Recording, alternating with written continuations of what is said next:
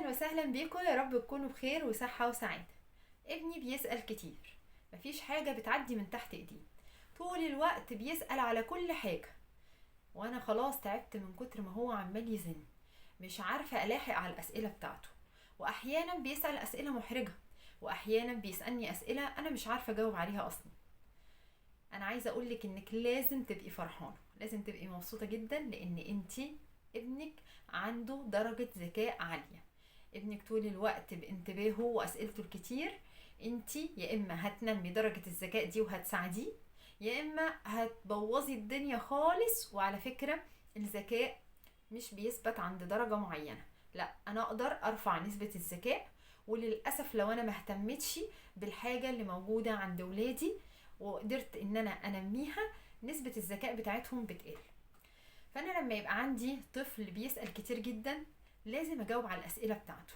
وما ينفعش اجاوب على شوية اسئلة وبعد كده في وقت تاني الاقي نفسي متضايقة او زهقانة من كتر ما هو بيسأل واقول له لا لا لا، انا مش فاضية دلوقتي، انا مش هرد على اسئلتك، انت صدعتني، انت خلاص بقى قرفتني من كتر ما بتسأل.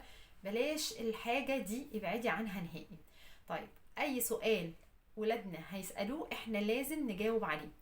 طب انا مش فاضيه دلوقتي ومشغوله، ما ينفعش اقول له انا مش هجاوبك على السؤال وخلاص الموضوع انتهى.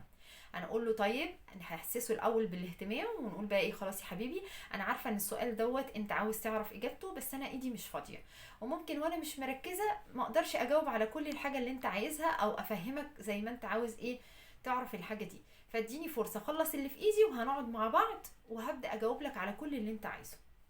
وبالفعل هو هيستناكي، ويبقى ده وعد منك وما ينفعش ان انت تخلفيه. لما تخلصي اللي في ايدك تكوني جاهزه وتقعدي تردي على السؤال بتاعه، لانه مش هينسى. ولو نسي دلوقتي هتبصي تلاقيه تاني يوم راجعلك بيسألك نفس السؤال تاني. طب، هو دلوقتي سألني سؤال انا مش عارفه اجاوبه، هرد عليه نفس الرد، ان انت مش فاضيه دلوقتي وان انت في ايدك حاجه. او مش لازم يكون بقى في ايدك حاجه بتعمليها دلوقتي، قولي طب انا هقوم اعمل حاجه، ولازم فعلا تقومي تعملي اي حاجه.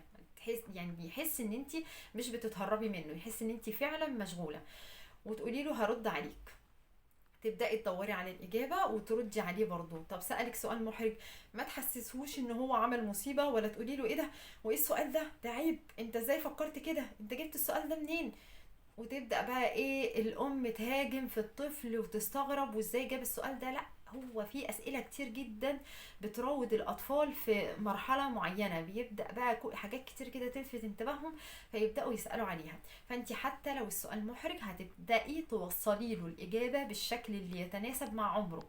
يعني الاجابه هتبقى مختلفه. اما يجي حد يسالك عنده مثلا 3 سنين، الاجابه مش هتبقى زي ما يكون حد عنده 6 سنين، مش هتبقى زي ما يكون حد عنده مثلا 10 او 12 سنه. هل ده معناه ان انا يعني ان السؤال هيبقى ليه كذا اجابه؟ طب ما انا كده بقى هكدب، هالف هنا شويه وهنا شويه. لا، اوعي تكدبي، احنا بنتكلم على ان السؤال ده انت هتحكمي الدايره بتاعته. الطفل الصغير هياخد شويه معلومات على قد سنه، الكبير شويه هتبداي توسعي الدايره شويه بتاعه المعلومات في نفس الموضوع، الاكبر برضو هتبداي توسعي الدايره اكتر. فاحنا بنتكلم على عدد كميه المعلومات اللي انت هتدخليها له اللي هتبقى مناسبه للسن بتاعه.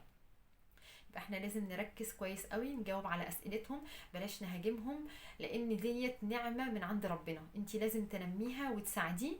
وبالعكس كمان، ده انت ممكن كمان يعني تبداي تقعدي مع اولادك. على فكره دي حاجه انا بعملها معاهم. وفي امهات كتير جدا من اللي بيبقى يعني طبعا في علاقه كده قريبه بينهم وبين ولادهم، بيبداوا ان هم يجمعوهم ويقولوا لهم لو حد جه في باله اي سؤال يجي يسألهولي. وحتى لو السؤال ده انتي حاسه ان هو مكسوفه منه، انا بتكلم دلوقتي على سن معين، انا بتكلم على السن الكبير اللي هيفهم الكلام ده، حسيتي ان انتي مكسوفه من السؤال حسيتي ان السؤال لا انا ما ينفعش اساله، لا، مفيش حاجه ما ينفعش تساليها لماما او لبابا. كل الاسئله اللي تخطر في بالكم اجابتها هتكون عندي او عند بابا. طب ليه انا بعمل كده؟ انا بعمل اعداد كده وتجهيز لمرحله المراهقه، لان الطفل هيكبر وبرضه هيفضل يدور على معلومات، بس معلومات بقى في اتجاه تاني. فبدل ما ياخد معلومات من بره وتبقى معلومات طبعا كلها يعني او اغلبها بتبقى غلط لانهم بياخدوها من مصادر غير موثوق منها، خليك انت دايما مصدر معلومات ولادك، لان انت عارفه انت هتقدمي لهم ايه، وعارفه ان انت مش هتقدمي لهم حاجه تضرهم. ربنا يحفظ ولادنا جميعا.